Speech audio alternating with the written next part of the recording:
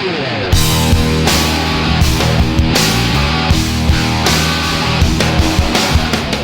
now listening to The Bryan Callen Show with your host, Bryan Callen. Underground. Sorry, guys. Talking about Soviet Union in the 80s and probably now. Well, anyway, who talks about the Soviet Union? Because it doesn't exist anymore. These guys right here. Welcome to another edition of MMA for the Mind.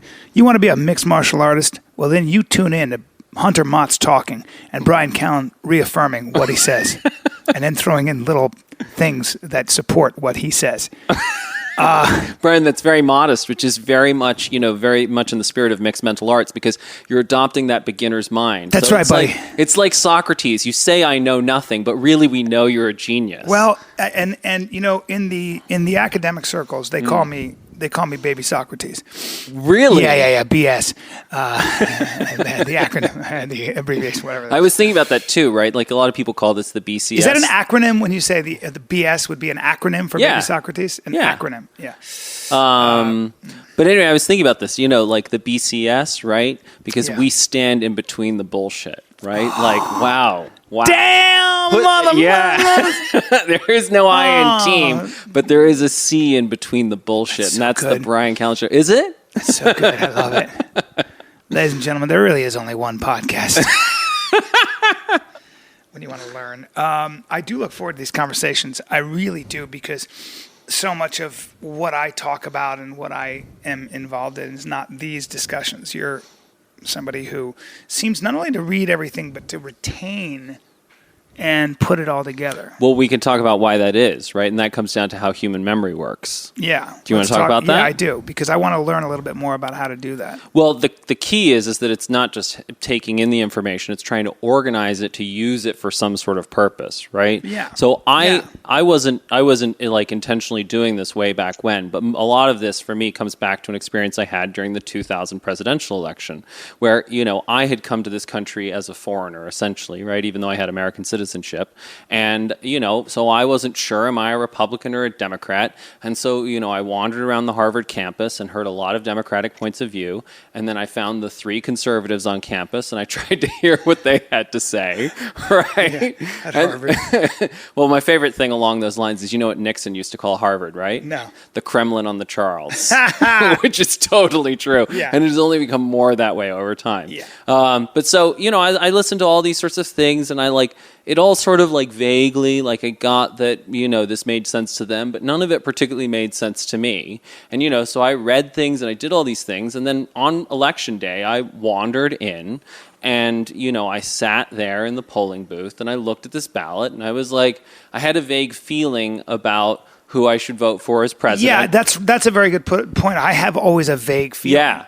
But I didn't really understand, I didn't have any clear rationale for why I was doing this. And then by the time you got down to senators, congressmen, the sanitation commissioner, really all the way down the ballot, I didn't even have a feeling. Of course not. I was like, who are these people? And then do I vote just along party lines? What do I do? And so to me, like you, having grown up all over the world and seen great poverty from inside an air-conditioned car, that was disturbing because I know how much the U.S. election matters to the entire world. Yeah. And so I was like, this is sad. I need to figure out.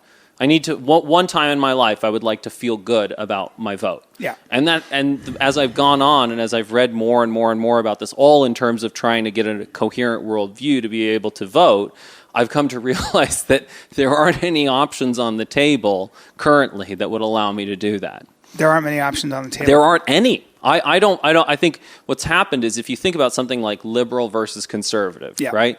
These are complementary mindsets. They're not opposing mindsets, right? It's old versus new. Yeah. And if you think there's the old thing about reinventing the wheel, right? We say, there's no need to reinvent the wheel. In practice, that's what human progress is. If you look at a wagon wheel, it's wooden. Yeah. And if you look at a modern car tire, they've kept the same basic shape, but then they've reinforced it with the best materials of the day, steel, rubber, all that sort of stuff. So all of human history is reinventing the wheel. Yeah. But the key is that you have to figure out the baby from the bathwater. What are the old parts that you should preserve? Mm-hmm. And then where can you reinforce things with the best materials of the day? Mm-hmm. So what's ended up happening is that if you look at the Republican and the Democratic Party, they've chased each other to opposite ends of the spectrum on a whole bunch of issues until both of them aren't really grounded in reality. So if you take something like education, Democrats usually focus on things like the conditions that the poor grow up in, what are the conditions in these schools, teacher salaries, all of that sort of stuff, right? But if you start trying to talk to them about how culture or beliefs and values might affect educational outcomes, they don't really want to hear it. Their minds fill in with... What I always seem to see with the mindset of a Republican, a mindset of a Democrat, the philosophy, the broad stroke philosophy that I always gather is Democrats tend to say, look, there are inequalities and there are some fat cats making lots of money. What we need to do is figure out a way to get all that unfair money that they're making and give it to the people that are struggling, working hard, and super virtuous, because they can't send their kids to baseball camp and all that stuff. Okay, so let's figure out a way let's push some taxes through. Let's do this, that, and the other thing. Let's give tax incentives to maybe smaller businesses, but a lot. And then the Republicans have the other point of view, which is dog eat dog, Darwinian world. Pick yourself up by your bootstraps. Be a man. Right. True grit. Vigorous civilizations have rough sports and fist fights, and it's just these two kind of like these two opposing philosophies. And then, of course, what happens is one side extrapolates and says, "You guys are pussies, and you don't produce anything. You just read books and reason and theorize." And then the other side says, "Oh God, these anti-intellectual Neanderthals, these white guys with all their money and their facts, and whatever it might be." That seems to be what people hold on to. Yeah. And getting them to vote for their concept and their perception of what that other side represents. 100%. And who that other side is gunning for. Right. Is very difficult to change. See, Brian, there you took the lead. See, that's the point. You can't have good. But you were talking about how you learned to essentially put these things together in a useful fashion. Yeah. So taking facts, taking your education, and making it practical. Right. And what practical is a key word here. Okay? Because remember, so many things that we like, Black Lives Matter. Right. What's going on now with our perception of what the police are doing to black people. Most of us, white people, black people, whoever it might be, it's on both sides. We don't know what to do about the problem. Right. Black people don't. I don't. That's where a lot of the frustration is. So let's march in the street. Let's say something's got to change. I get it. Then you have certain black people saying, look, the system has been rigged from the beginning. Know that. And you have white people like me going, yeah, you're right, but sorry. Right. I still have my house in Calabasas. I don't know what to do about that, but I do feel badly about it.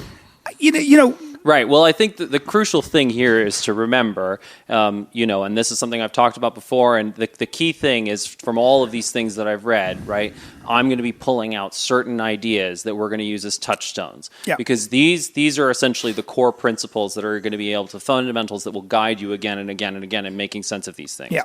So in Joe Henrich's book, there's that graph, right? And that graph is you take a toddler and you test its, spatial intelligence, its causal reasoning intelligence, and its social intelligence. And you compare it to you do the same thing to a chimp and an orangutan. Right? And so in terms of spatial awareness, right, trying to figure out the world, shapes, all of that sort of stuff, human toddler is no better than a chimp or an orangutan. Okay? In terms of causal reasoning, right, figuring out why things happen, no better than a chimp or an orangutan. A little better, I guess. No basically better. No better. Okay. Right? No better. The thing that our superpower is social intelligence, because what ends up happening is we can borrow ideas. We can borrow them, we can test them, we can remix them. All the stuff that people do on the internet where they take and break and remake, that's what we do well, and that's how tools and all of these other things have improved over time. Right? There is a whole group of people whose whole job is to make better explanations for why things happen, and they're called scientists.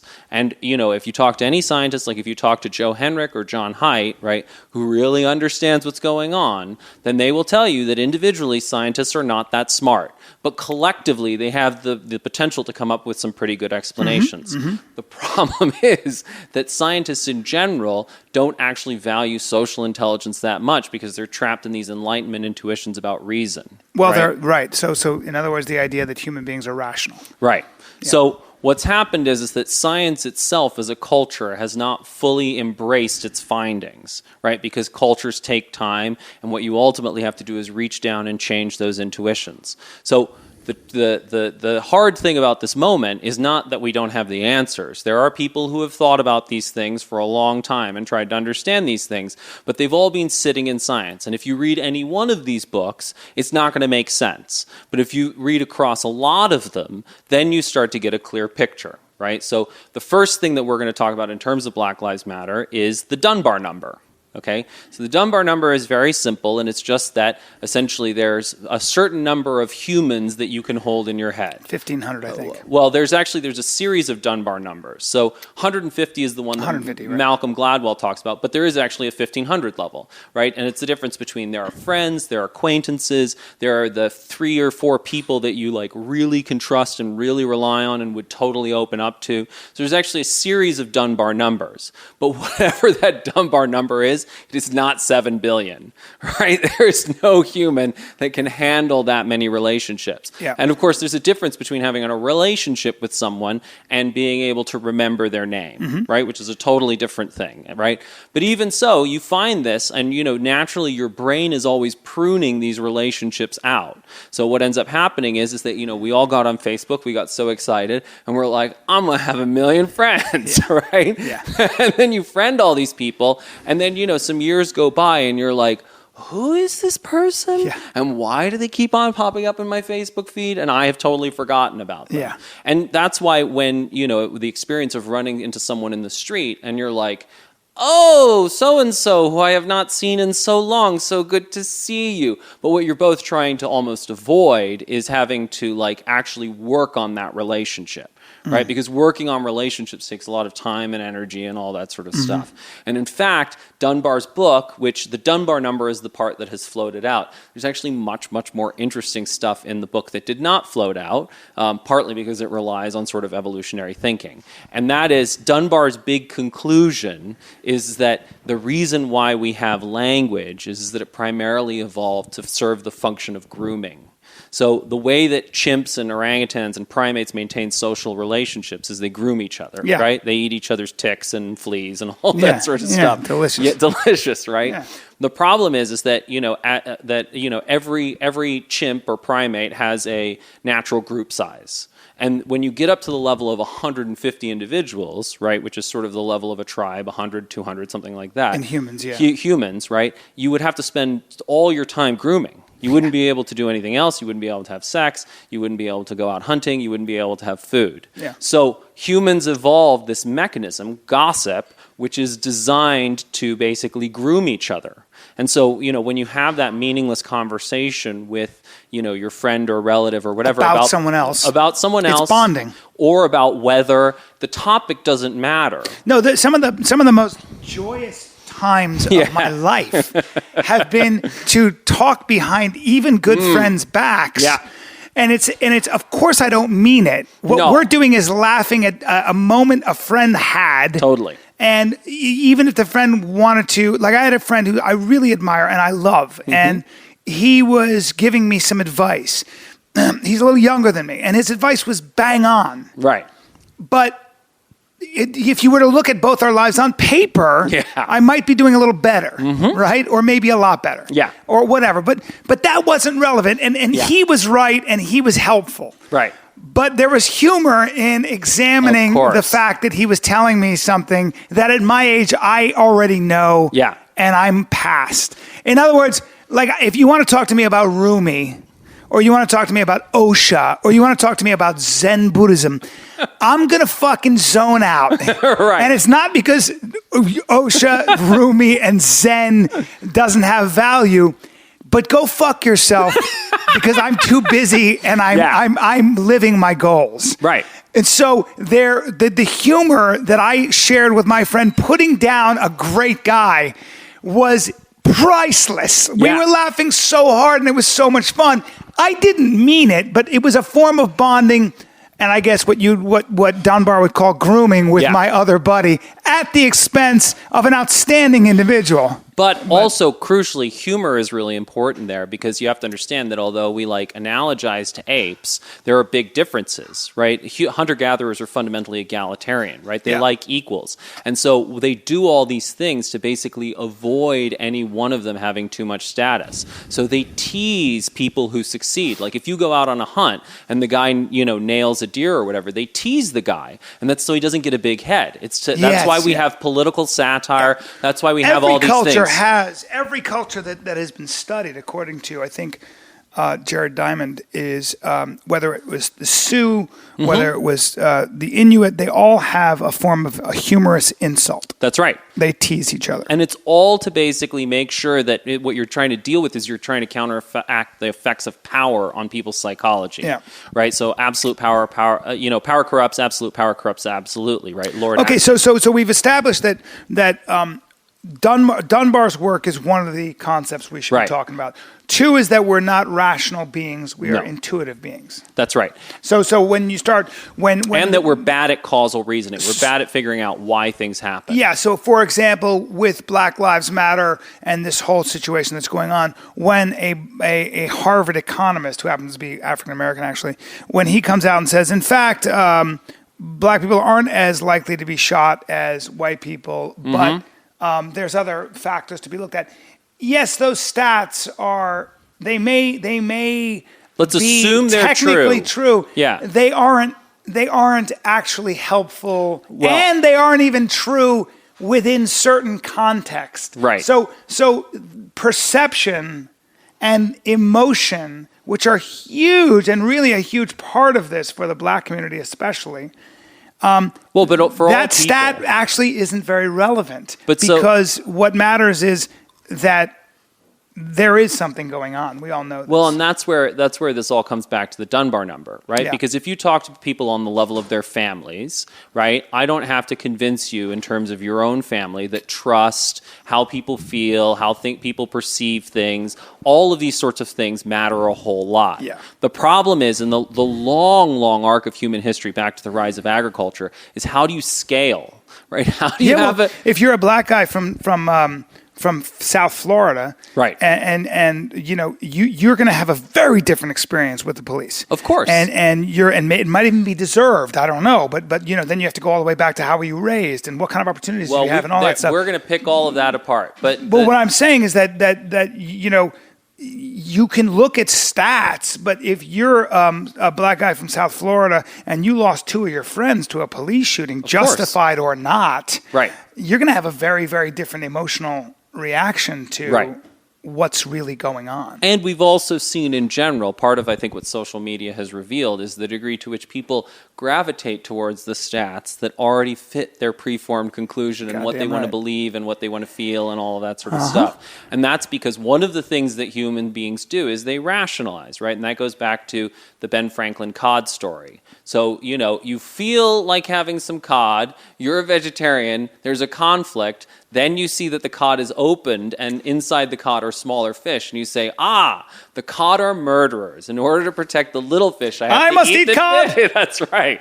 And so it's the same thing. You have whatever feelings or intuitions you have about this topic, right? Whether you're white or black or a cop or whatever, and naturally you're going to gravitate towards certain things that reinforce your preformed conclusions. Right? Yeah, I was in London and my buddy, in England, and about an hour and a half outside of London, my buddy has 800 acres of land. He's made a fortune. Oh. And he needs to kill, by law for him, it's required that he kill 21 deer a year on his property because deer are overrun. That's all I needed to hear. Mm-hmm. We fitted a couple of sniper rifles, German sniper rifles, $15,000 a piece with silencers, and I was like, well, got to kill a deer because I'm helping this environment, and I found myself a deer who was minding his own fucking business. And I saw some antlers. I was like, that's a buck. That's another thing. All I got to hear, I'm helping the environment. Oh, totally. And I shot that fucking deer and ate it. And I remember, and I did feel a little bad about killing some poor deer that was sitting there with my Blauser sniper rifle. But it was a goddamn good shot. Yeah. Got it right in the heart and lungs. Dropped it. It didn't feel a thing, in my opinion. And but we rationalize. We rationalize. I don't like killing beautiful, senseless animals. That's the thing. There are all these conflicting emotions around it, right? Yeah. You've got your feelings for the cute. That little story deer. was just for me to brag that I'm a good shot and that I kill deer. Well, that's really what the purpose of this is. I mean, whether we solve Black Lives Matter or not, what really matters is, does the world know that Bryan Callen is a great shot? Yeah, and I'm really not a great shot. The deer was way closer than I'd like to admit. The deer was actually tranquilized. Yeah, it was asleep. That's right. The deer was walked out on a leash. Yeah, exactly. It was actually slightly dead already. It wasn't a deer. It was a cow, and but dressed up to look like a deer. It was starving. Yeah. Yeah. So, but so we've got this Dunbar number that we're working with. But then on top of that, there's also, in general, do people take the brand of their group seriously, right? So I told you the story about the Emiratis, right? So in the UAE, which is on the Persian Gulf, right, they have tons and tons of money. And so there were all these young Emiratis who would go and they would get super fancy sports cars, and then they'd race recklessly like Fast and the Furious around London, and they'd hurt people and they'd injure people and they'd crash and all of that sort of stuff. And it became such a problem that it was giving the Emiratis a bad name. All Emiratis were suffering for the behavior of a few bad drivers. So the Emiratis put into place a new law, which was that if you committed any sort of traffic violation outside of the UAE, that it would be prosecuted inside the UAE. And that deals with it. Excellent right. job. And so now what you're doing is you're policing the group. And in general, groups, especially so Americans generally there's a strong tendency, we'll talk about this, towards a dignity culture where you don't focus on honor so much. And so what ends up happening is that we tend to underestimate bad actors within our group giving us a bad name. So a good example of this is Lena Dunham, right? So Lena Dunham, who did Girls, has, there was this whole thing at Oberlin College about, what kind of food they were serving in the dining room, and the fact that in the dining hall they were serving sushi and banh mi, a Vietnamese sandwich, and they thought this was cultural appropriation. Oh my fucking God. And oh my God. The media flipped out, like, who are these rich kids? Why are they worrying about this? They're lucky to be able to eat sushi, all these sorts of things, right? And Lena Dunham comes in and is like, no, I thought right on. Like, absolutely. Like, that is cultural appropriation, blah, blah, blah, blah. So what? Well, the point... Cultural appropriation is what this country is about. Well, also, so much of the reason why I have a soft spot for so many cultures is because they fed me and because their food is delicious. Like, that's a large part of how you form a bond with them. Lena Dunham came in, she's smarter than that. Well, she should be, but the point is that, she may be smart, but she's not necessarily wise. And if you've spent your life in the echo chamber of one culture, then you haven't necessarily... Which she did. And is she in New York?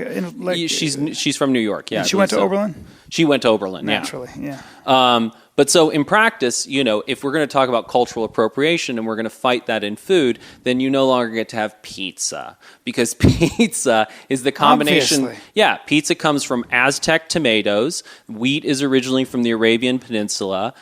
Cheese is probably from Turkey, and oregano is probably from India. So the point is that all food is fusion food. Like, anything that you eat that is delicious is the result of cultures exchanging food, right? But so tomatoes came from the New World. Yeah, as did potatoes, as did all of these things, corn, right? So, when you have someone like Lena Dunham saying this, though, a liberal will be like, oh, I posted this on Facebook because obviously I know a lot of liberals. And in general, some of them were like, that's so dumb. And there was a guy who was like, that's obviously dumb, but it doesn't matter.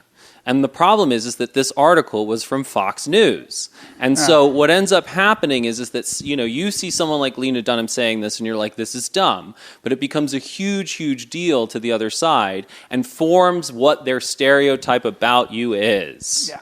And so it's this, or did they? Do you know what the outcome of this Oberlin College bullshit was? I don't remember. I mean, they argued about it because apparently, and the worst part was that a lot of the complaint was the fact that the sushi was not done to the right level. It wasn't good enough sushi, and that's why it was culturally insulting. It's just incredible. And it's dining hall food. Dining hall food is bad. It's just incredible. Yeah. But so good job, Oberlin. Good job. But the point is, and in general, a lot of these elite colleges have sort of gone down this rabbit hole, right? This whole social justice warrior thing, and the problem is that it gives any sort of educated person not necessarily the best name. That's right. Right? It damages the reputation of the whole it's not group. this kind of stand and this philosophy is not useful. No. It's actually completely. It lacks applicability. You can't 100%. apply it to anything. It makes the world less fun. It makes the world more ignorant. And it's not grounded in history. And the point is that if it's not grounded in any truth, actually. And if you want trust and relationships between cultures, then cultural exchange is a good way to achieve that, and food is a big part of that. Yeah. But there's a huge tendency to underestimate bad actors in our group giving us a bad name. So I don't know if you remember, for example, the guy down in Florida who was doing terrible things to the Quran, right? Burning it, flushing down the toilet. The point is, for an American, you see that, you're like, I have no particular emotional relationship to the Quran. Yeah. I don't care. This is silly. This guy is a Yahoo. Why do we care? Yeah. But that thing played nonstop in the Middle East. It was a big, big, big deal in the Arab world. And so what ends up happening is that, this is exactly how terrorists work. Yeah. They're able to create stereotypes around the other group and stereotypes around your group so that you set people at odds with each other. The majority of Arabs, one of the big questions is always, why don't Arabs come out and more strongly denounce terrorism? And it's because if you're an Arab, you're surrounded by Arabs. It's not just that. It's also, why then as a white person am I not in the streets scolding police officers? Right. I mean, it's not how human beings behave. Well, I have kids to feed. It can be. Yeah, but I mean, now is that going to make? First of all, I don't know that many Arabs in the street feel like they could make a difference. It might be unsafe. It might be over there and not over here. There are 1,000 things. I think the point is that I think that groups in general, in the age of social media, like the Emiratis are doing, need to police their own brands. I think you need to, if you're, for example, I've talked before about how I don't think that Sam Harris and the New Atheists do science any credit, because I taught kids who were at Oaks Christian, a school that was set up to teach creationism, and the point is Oaks Christian is set up to teach creationism. It does? Yeah. Oaks Christian? Yeah, Oaks Christian. Oaks Christian is a very prestigious, expensive school, and they're not teaching evolution. They teach the controversy, and so they teach that there are 4 theories on the origins of the Earth. Adam and Eve. No, there's young Earth creationism, which is the belief that the Earth is only 6,000. They teach this? Oh, yeah. They teach that there are 4 theories, and you should make up your own mind, because there's still a lot of doubt, right? So it goes back to, do you remember Naomi Oreskes and Merchants of Doubt? That's what they're doing. It's the same thing as what the tobacco scientists do. If you create doubt, then people don't have to make a decision. Yeah. And so instead of saying the theory of evolution is about as much a theory as the theory of gravity. Yeah. What they do is they say, there's these controversy. There are all these different ideas, and But evolution has anybody who doesn't believe in evolution hasn't studied evolution. But that's true for most of these things, and the point is that But creationism is not a theory. Well, it's not a theory. No, creationism is a theory, but the point is it's not necessarily a theory that's supported by evidence. That's right. I mean, there are theories that are supported by massive amounts of data, and not only massive amounts of data, but the theory of evolution is also supported by experiments that can be duplicated, that Right. can be replicated. But again, this is over and all over very again. rationalist, Brian, and it makes sense. But what you've got to do is you have to understand, right? In order for ideas to move between groups, you need trust, and there's no trust between fundamentalist Christians and evolutionary scientists. They've destroyed it over the last 150 years, and so it doesn't matter if there's no chain, there's no dialogue between them. There's no ability for them to be able to pass ideas. Though. It's very difficult. Well, it's not. It would be very difficult for me to actually have a conversation with a Christian fundamentalist. Well, what I do is I go, "Oh, you're a dum-dum." But that's the problem is that, and that's the challenge of this age. The point is when you have to teach these people, and you actually have to teach this unit as a scientist, right?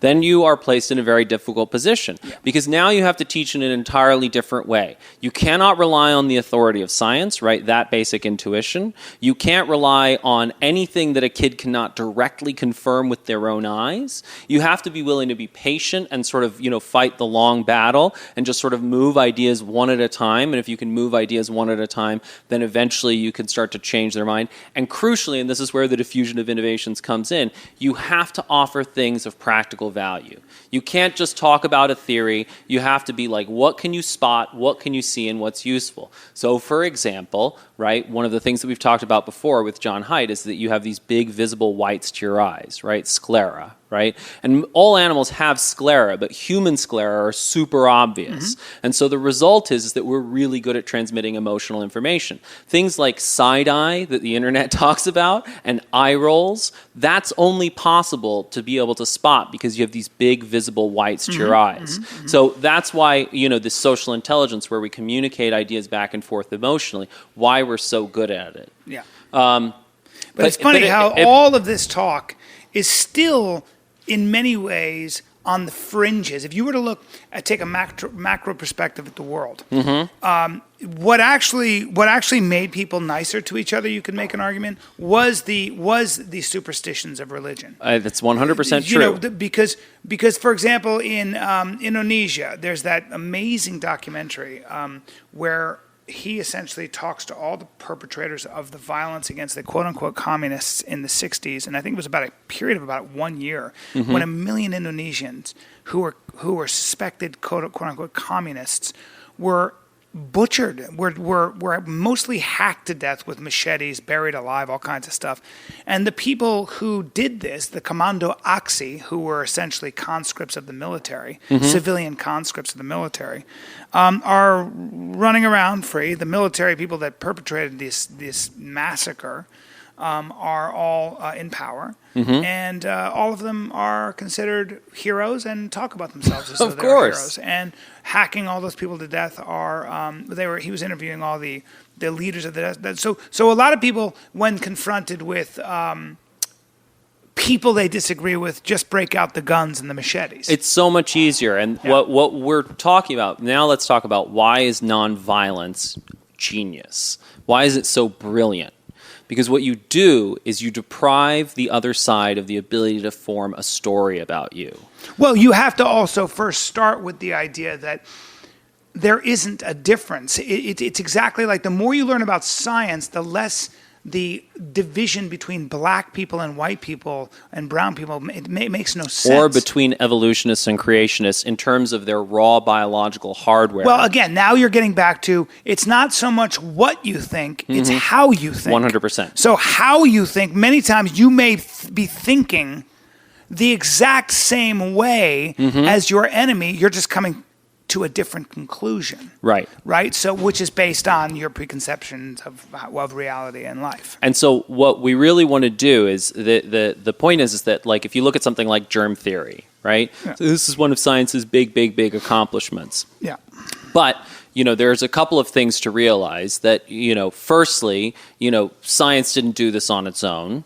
A lot of it rests on the Columbian Exchange and all these crops, like, corn and tomatoes and potatoes coming over from the New World. So, famine was, a huge problem in Europe for most of history. But once you introduce these big staple crops, suddenly people aren't starving as much. And so therefore they can eat and they can think and they can reflect and they have the time to do things like science. Secondly, a large part of it is about tools. You need to have sufficiently good glassware in order to be able to make microscopes and do all these sorts of things. So it wasn't that people hadn't tried to figure out disease before, it's just that they literally didn't have the tools to be able to look at the stars or to be able to look down at things. So what you start to realize is this was a huge collective global collaboration, right, that involved like the Aztecs and the Inca and the Maya. Cultural appropriation. Yeah, exactly. Or cultural trade and exchange. And so now you have a totally different feeling about it. And not only that, on top of that, you have to understand how germ theory actually works. What it does is it takes the disgust that we already have, the feeling of disgust, and it channels it to the right things. So I'm disgusted by poo, and I'm disgusted by rotted meat, and I wash my hands after I touch these things. So it's taking the disgust and channeling it to the right things, as opposed to the earlier theory that science had was the miasmatic theory, which was that bad smells cause disease. And so therefore the behavior that came out of that was, let's put eau de toilette on everything. Let's cover up the smells. And if there are no smells, then people won't die. So what's happened is that that's really what science's job is, right? Which it hasn't really done on its own, but is to essentially challenge those emotions towards the right things so we do the right things. So in the same way, what is the response when two groups are fighting? What should you be doing? And this is where social intelligence comes back in. You should be talking. And that's what happens in a fight between a husband and wife. You can spend all the time in the world that you want fighting, but the only way that the problem actually starts to get solved is when you have intergroup dialogue and when you start to do perspective taking and you try and understand and you try and unravel the problem together. So what nonviolence does is that, it deprives people of this ability to make a narrative. But social media has meant that you now have to take nonviolence to the next level. It's not sufficient to not just kill people, right? Although that does help, right? Yeah. But on top of that, what you now have to do is you have to use nonviolence in your speech. And so you have to be, and that's where Sally, was Sally Kohn? Is that who it is with emotional correctness? Yeah. That's why emotional correctness becomes important, because now it's not only about, am I, what am I doing like physically in terms of violence? I have to stay in certain emotions. So I have to be patient. I have to, be curious and try and understand your point of view. We have to do turn taking. I have to listen to you. I have to make sure that you're heard, right? And so it's like nonviolence 3.0 or whatever. Yeah. It's like a whole other level. Then you have to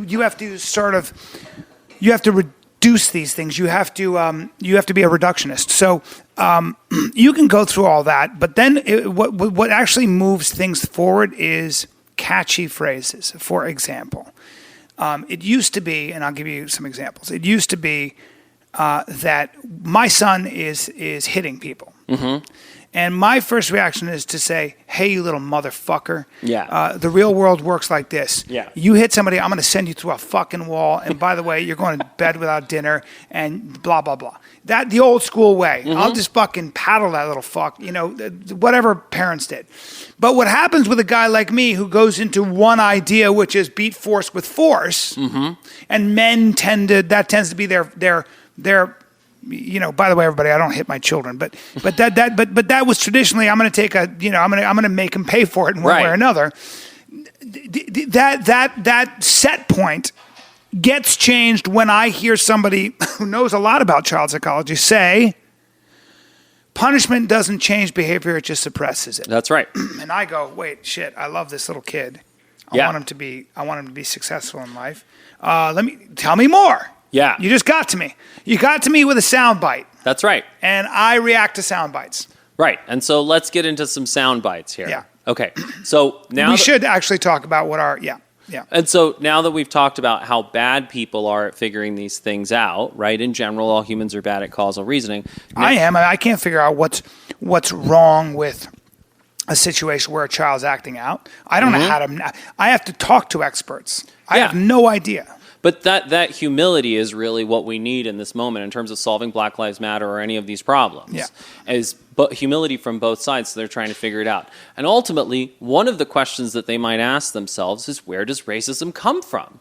Right? And there are a lot of myths that float around about the origins of racism. But again, there are people who study this for their entire lives and try and figure out these questions. So let's go like Jared Diamond, yeah. Like Jared Diamond, right? And you know Charles C. Mann, who summarized the work of a whole bunch of other people, right? And a lot of this stuff goes back to Alfred Crosby. So, but the important point is that first you have to deal with slavery.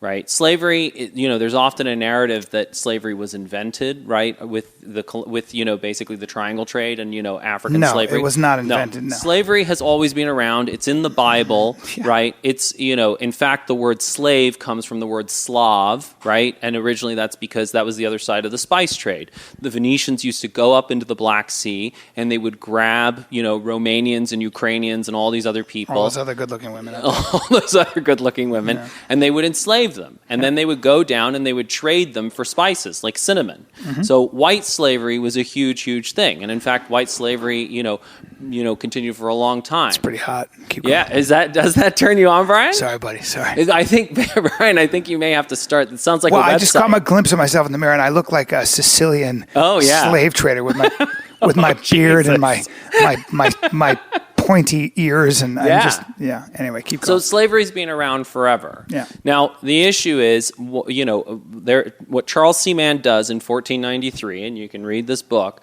but he basically asked the question, why did they enslave black people? Which is a really, really good question, because there were three systems of labor in the New World. The first system of labor was indentured servitude. And that was basically where you would say, hey, you want to come to the New World. Work your freedom off. Work your freedom off. Yeah. So you basically, this is pretty common, you basically work for 7 years and then you get freedom. Which actually certain African Americans who came to the New World did. Yeah. It was very popular. And then they owned slaves. And it was indentured servitude was a very successful system because people are motivated, right? They're motivated to work hard. Oops, sorry, everybody.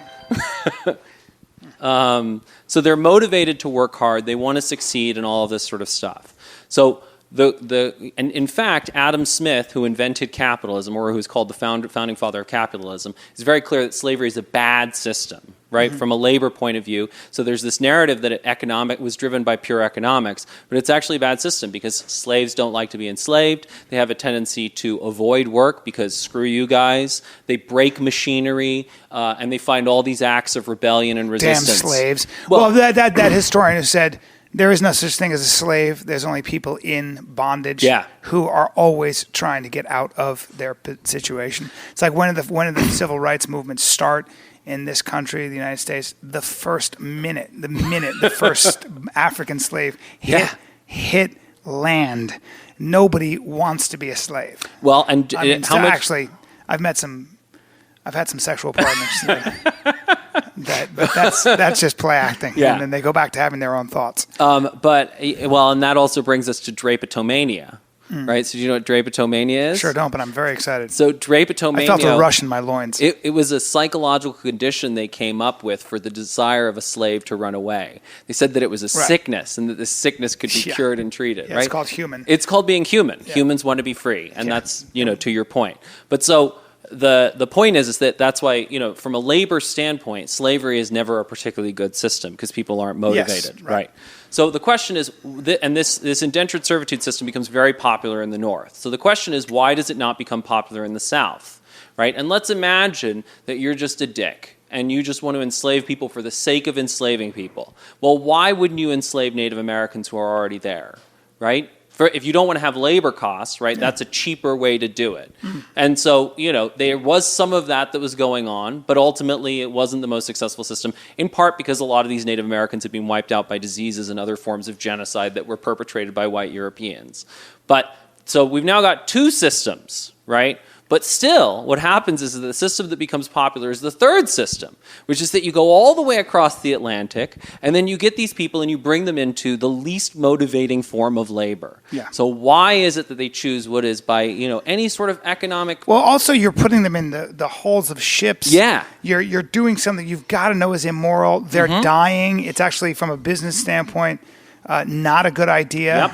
Yeah. So why do they choose this third system, which is actually the worst system economically? You've also got to go into the jungle and get malaria and terrible. yellow fever. It's the white man's graveyard. And that right there is exactly the issue. And the issue is that when this Columbian exchange happened, when you have crops like tomato and corn and potatoes, and they're going over to Europe, but there's a whole mixing of species that happens. Mm-hmm. And one of the species that gets mixed is that all the diseases from Africa end up being transferred to the south. So malaria used to be a huge, huge, huge problem in the southern states of the United States. And so over time, not by any sort of particular conscious thought, this system of slavery evolves that favors using Africans. Because they have that sickle cell. It's not just sickle cell. There's a whole range of genes that they have that has made them resistant to malaria. Oh, I didn't know that. And other diseases. I didn't know malaria was a major problem. It was a huge problem, and then they had to drain the swamps, and they had to do all that sort of stuff, and they have ultimately eradicated malaria in the south. Once they figured out that it was caused. Well, then again, to go back to the miasmatic theory, malaria, right? Which is Italian for bad air. Uh-huh. They used to think that it was just sort of the air that caused it.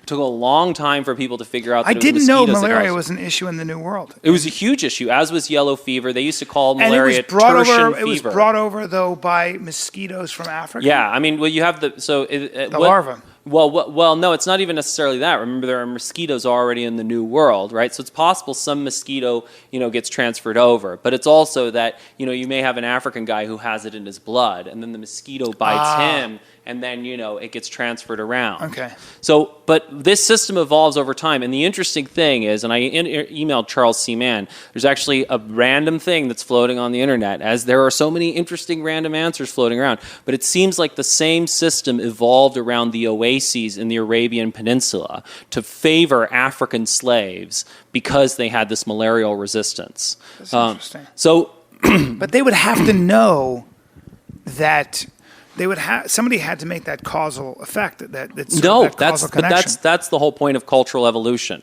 is that people don't necessarily. You remember the whole thing about pellagra? Yeah. Right. So the point is that the Aztecs are mixing wood ash in with their corn. Yeah. And they don't know why. It's just the thing that their people do. Yeah, it's custom, yeah. And so what happens is these customs evolve, and they're a response to the environment, and they solve a particular problem, but it's not that anybody, again, because we're not good at being rational, so it's not that anybody plans any of these things out. They just sort of develop over time.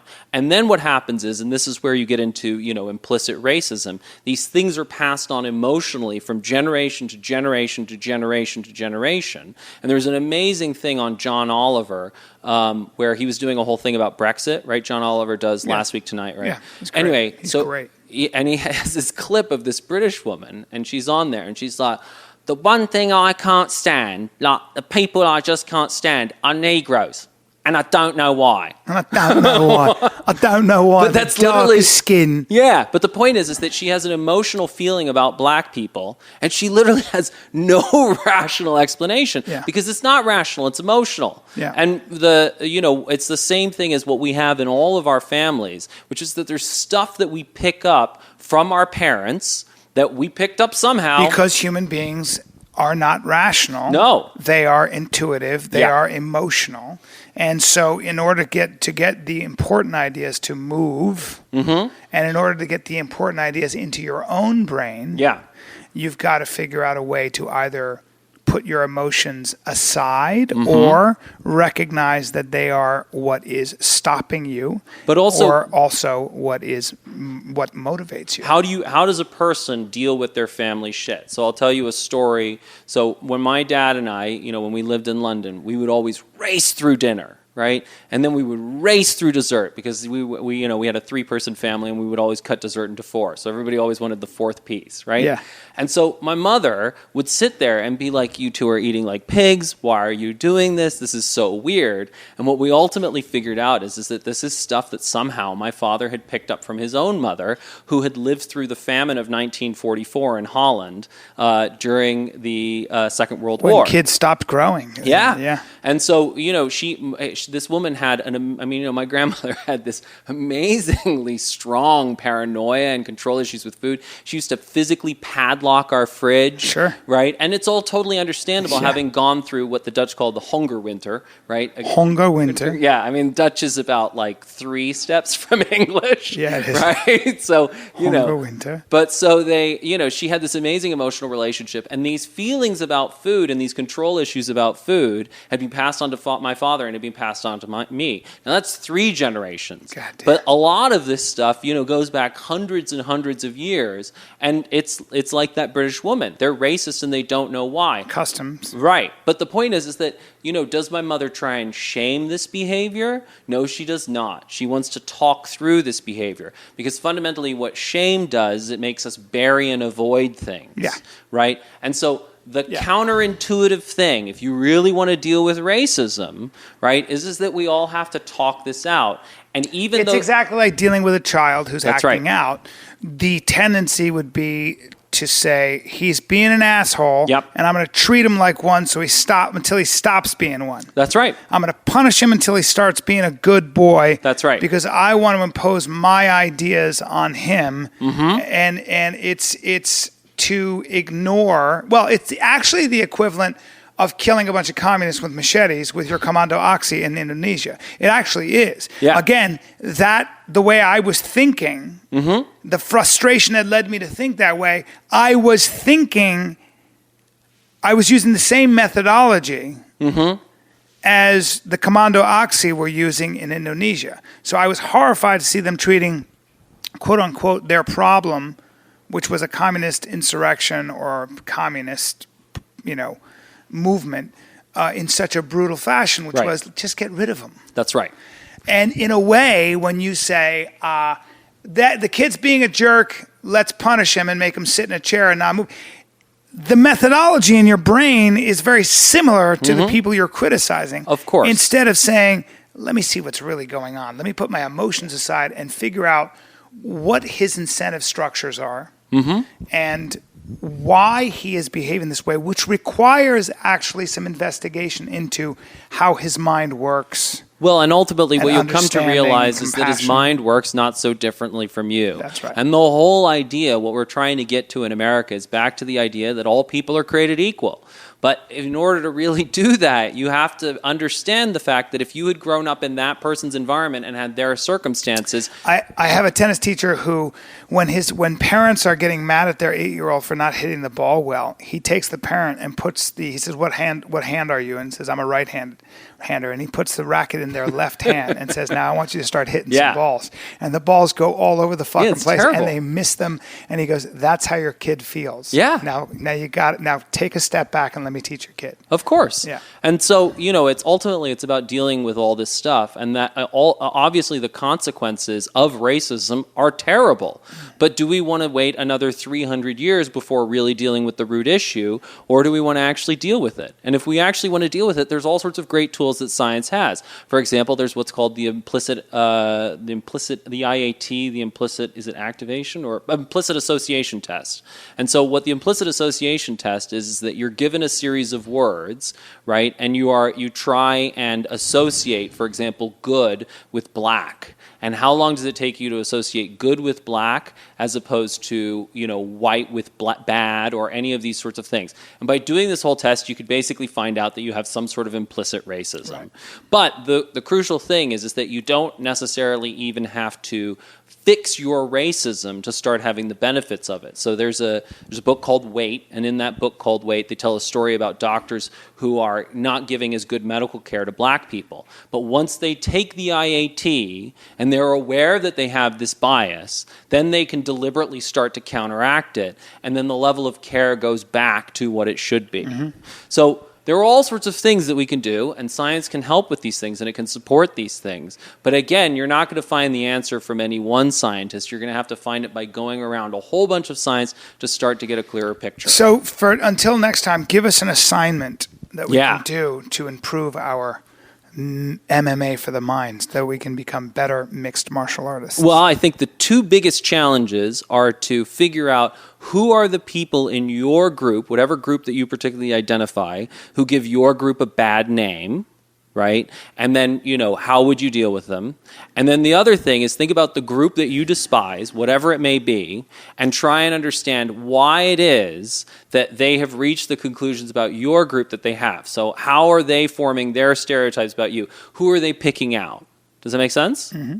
So yeah, try and figure out why, your enemy thinks that you are a certain way, which you don't feel is true. And then ask yourself if your methodology, if your thought methodology is in fact the same, you're just reaching different conclusions. Right. That's another question. Hunter Motz, you're a good man. And thank you for illuminating us once again. Well, knowledge is power, Brian Callen, and that's what we're going to give the people who study mixed mental arts. Power. Any vegetarians out there, I apologize about the deer story, but it died well.